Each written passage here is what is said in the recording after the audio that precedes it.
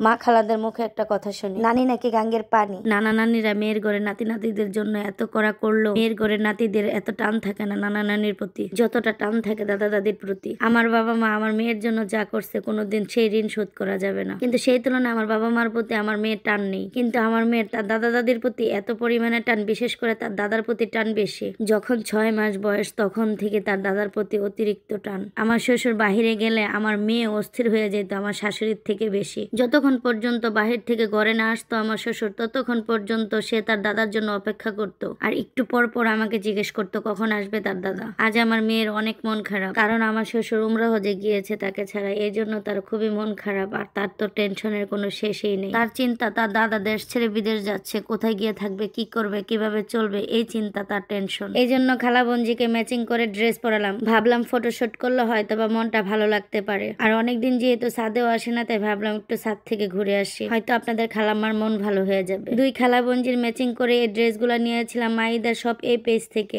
আমার কাছে এই বল প্রিন্টেড ড্রেসগুলো অনেক ভালো লেগেছে, আর এই ড্রেসের কাপড় কোয়ালিটি অনেক ভালো ছিল। আমি বরাবরই আরো একে সিম্পল ড্রেস পরাই, কারণ সিম্পল ড্রেস পরতে ও কমফর্ট ফিল করে। আমি বরাবরই মার্কেটে গিয়ে শপিং করার থেকে অনলাইন থেকে শপিং করতে বেশি পছন্দ করি, কারণ মার্কেটে গিয়ে সবসময় সাইজ অনুযায়ী ড্রেস পাওয়া যায় না। যেহেতু আপনাদের খালাম্মা একটু হেলদি, ওর ড্রেসগুলা মার্কেটে গিয়ে খুঁজতে খুঁজতে আমিও একদম ক্লান্ত হয়ে যাই। এই জন্যই বিশেষ করে আমি অনলাইন থেকে শপিং করি আরোহীর জন্য। আমি যেরকমই পছন্দ করি না কেন তারা সাইজ অনুযায়ী কাস্টমাইজ করে দিতে পারে, এই জন্যই বিশেষ করে আমার অনলাইন থেকে শপিং করা হয়। সেই ড্রেসগুলা দেখে আপনারা অনেকে কমেন্ট করেন, ইনবক্স করেন আমি এই ড্রেসগুলা কোথা থেকে নিয়ে থাকি। আমি যেখান থেকে আরোহীর ড্রেসগুলো নিয়ে থাকি সব সময় আমার ভিডিও ডেসক্রিপশনে তাদের পেজ মেনশন করা থাকে। আজও এই ড্রেসগুলো আমি কোন পেজ থেকে নিয়েছি আমার ভিডিও ডেসক্রিপশনে তাদের পেজ মেনশন করা আছে, কষ্ট করে চেক করে নেবেন। মাশাআল্লাহ, এই পরিটাকে অনেক সুন্দর লাগছিল এই ড্রেসটাতে। সত্যি কথা বলতে আমার মেয়ের মন খারাপ থাকলে আমার একটুও ভালো লাগে না। এই অনুভূতিটা মনে হয় প্রত্যেকটা মায়ের ক্ষেত্রেই হয়, কারণ সন্তানের জন্য মায়েরা অনেক স্যাক্রিফাইস করে। শুধু মায়েরা যা করে তা কিন্তু না, বাবারও অনেক স্যাক্রিফাইস করে। সন্তানের মুখে একটু হাসি দেখার জন্য বাবা মা অনেক কষ্ট করে থাকে, অনেক কিছু স্যাক্রিফাইস করে থাকে। এত কষ্ট করার পরে, এত স্যাক্রিফাইস করার পরেও যখন ওই সন্তানের মুখে কোনো হাসি থাকে না, তখন ওই বাবা মার কষ্টের সীমা থাকে না। ফটোশুট করেও তার মন ভালো হচ্ছিল না, তাই তার নানির বাড়িতে নিয়ে আসলাম। আমার বাবার বাড়ির সামনে অনেক ভ্যান গাড়ি আসছিল তরি তরকারি নিয়ে। আমি ভ্যান গাড়ি থেকে 10 কেজি পেঁয়াজ কিনে নিলাম, যেহেতু রমজান মাস চলেই আসছে, আর এই রমজান মাসে অনেক পেঁয়াজের দরকার হয়। আর ভ্যান গাড়ি থেকে কি কি কিনলাম সব বাসায় গিয়ে দেখাচ্ছি আপনাদের। আমার এক বড় মা আপনাদের খালাম্মাকে অনেকগুলো নেল পালিশ গিফট করেছে। মেয়ে বাচ্চারা সাজগাজের জিনিস পেলে যে এত পরিমাণে খুশি হয় বলার বাহিরে। তো আজ ভ্যান গাড়ি থেকে অনেক শপিং করলাম। এখানে আমার প্রায় 650 টাকার বাজার। গাজর কিনেছি, শশা কিনেছি, কাঁচামরিচ কিনেছি, পেঁয়াজ কিনেছি, সাথে কিন্তু টমেটো আছে। এখন তো টমেটো সস্তা, মাত্র 12 টাকা কেজি। কিছুদিন পরে টমেটোর দাম বেড়ে যাবে, তাই বেশি বেশি টমেটো কিনে ফ্রোজিং করে রাখছি। আর এদিক দিয়ে আপনাদের খালাম্মার দাঁতের অবস্থা খুব খারাপ, সারাদিন অনেক যন্ত্রণা দিয়েছে দাঁত, তাই দাঁতটাকে আমি কৌশলে ফেলে দিলাম। আপনাদের খালাম্মা মনে করেছিল দাঁতটা ফেলতে গিয়ে অনেক কষ্ট হবে, সে দাঁতের জন্য অনেক কান্নাকাটি করছিল। সে বারবার ভাবছিল দাঁতটা যদি পড়ে যায়, যদি না ওঠে তাহলে কি হবে। আমার মেয়ে তার নানার বাড়ি থেকে আসার পরে বলতেছে আমাকে অনেকগুলা মাস্ক কিনে দিতে হবে।